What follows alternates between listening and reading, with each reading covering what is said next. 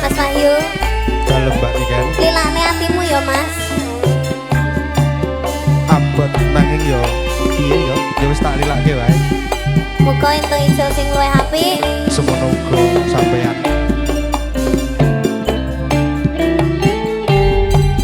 nelongso rasa rasane nangis jroning atiku yen kelingan esem kemuyumu laras swara gending tresno gawe kangene atiku tansah eling aku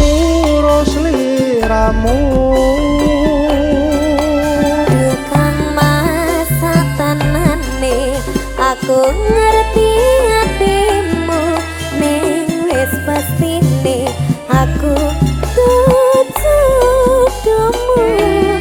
man sen rasa kari rasa kudu lila nggonmu nrimo lilakno aku nyandeng priya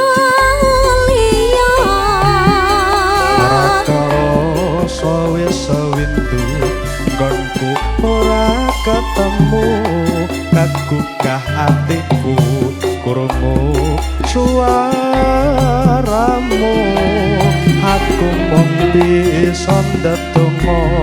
waranggono sing tak tresno muga bisa urip tentrem mulya tulis lakon tresnamu ing gending katresnanku tak tambangke saben kangen sliramu satemene aku nangis nanging tresno wis kinaris tak lakoni kanthi ikhlas ati uyungku nglayung ngambara ing awang-awang tanpa bisa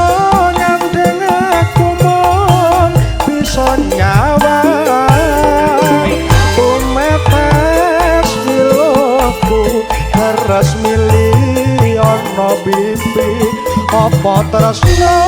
iki pancen ra kudu duweni wis lilakno aku Kang Mas wis cukup lalekno lakon tresno iki bakal dadi crita tresno waranggono Mayangkara Aneka Sabari Mbak Niken Salindri loh ini dalam Mas Wahyu lagi iya loh ada Mas Wahyu Seso ada Mas Wahyu Gete ada Pak Perso Aragara sawis sawindu nggonku ora ketemu kagugah hatiku krungu suaramu aku mung bisa ndedonga waranggono sing tak tresno muga bisa urip tentrem mulya tulis lakon tresnamu ing gending katresnanku tak tembangke saben kangen sliramu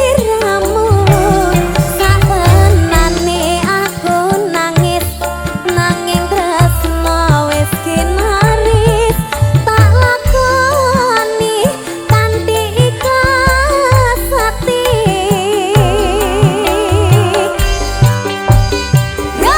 uyungku nelayung ngambara ing awang-awang tanpa bisa nyandeng aku mung bisa nyawang tumepes ilku terus milih ana pipi apa pancen tresno iki ra kudu